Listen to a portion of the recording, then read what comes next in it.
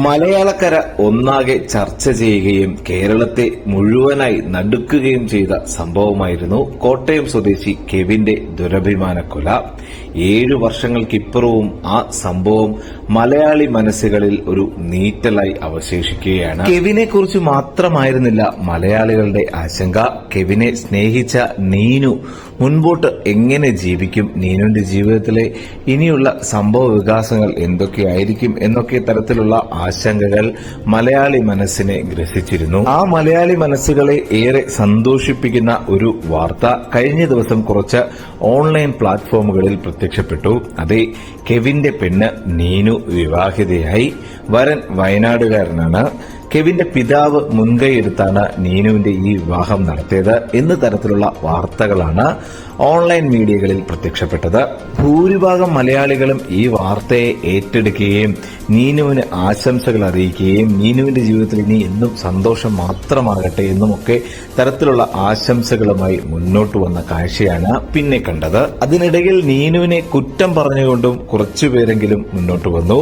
കെവിനെ മറന്നുകൊണ്ട് നീനുവിനെ എങ്ങനെയാണ് മറ്റൊരു പുരുഷനെ ജീവിതത്തിലേക്ക് സ്വീകരിക്കാൻ കഴിഞ്ഞതെന്ന് തരത്തിലുള്ള കമന്റുകളാണ് അവർ സോഷ്യൽ മീഡിയയിൽ പങ്കുവച്ചത്. എന്നാൽ ഇപ്പോഴിതാ ഒരു ഓൺലൈൻ മാധ്യമത്തിന് കെവിന്റെ പിതാവ് നൽകിയിരിക്കുന്ന ഇന്റർവ്യൂ വൈറലാകുകയാണ്. ആ ഇന്റർവ്യൂവിൽ അദ്ദേഹം പറയുന്നത് ഇങ്ങനൊരു വിവാഹം നടന്നിട്ടില്ല, ഇങ്ങനൊരു വിവാഹം നടന്നതായി തനിക്ക് അറിവില്ല, ആരാണോ ഇങ്ങനൊരു വാർത്ത പടച്ചുവിട്ടത് നിങ്ങൾ അവരോട് പോയി ചോദിക്കൂ എന്ന തരത്തിലാണ് അല്പം ദേഷ്യവും സങ്കടവും ഒക്കെ പ്രകടമാക്കിക്കൊണ്ട് കെവിന്റെ പിതാവ് പറയുന്നത്. തങ്ങൾ മനസാവാച അറിയാത്ത ഒരു കാര്യം സോഷ്യൽ മീഡിയയിൽ ഇത്ര ട്രെൻഡിംഗ് ആയി വാർത്തയായി മാറിയത് എങ്ങനെയാണെന്ന് അവർക്കറിയില്ല. ഇങ്ങനെ മനുഷ്യ മനസ്സുകളെ കീറി മുറിച്ചുകൊണ്ടുള്ള വാർത്തകൾ വ്യാജമായി സൃഷ്ടിച്ചു നൽകാൻ എങ്ങനെയാണ് നമ്മുടെ ചില ഓൺലൈൻ മീഡിയകൾക്ക് സാധിക്കുന്നത്?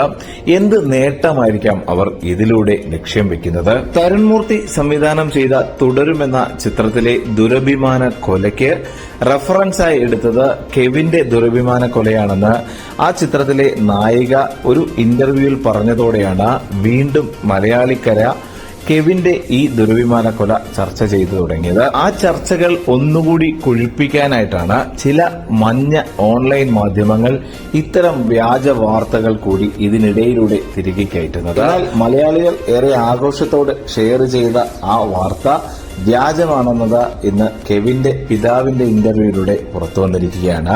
കെവിന്റെ പിതാവ് തന്നെ കൈപിടിച്ചു കൊടുത്താണ് നീനുവിന്റെ വിവാഹം നടത്തിയെന്ന തരത്തിലുള്ള പോസ്റ്റുകളുമായി വന്ന ആ ഓൺലൈൻ മാധ്യമങ്ങൾക്കെതിരെ നിയമ നടപടിയുമായി കുടുംബം മുന്നോട്ടു പോകുമോ എന്ന് നമുക്ക് കണ്ടറിയാം.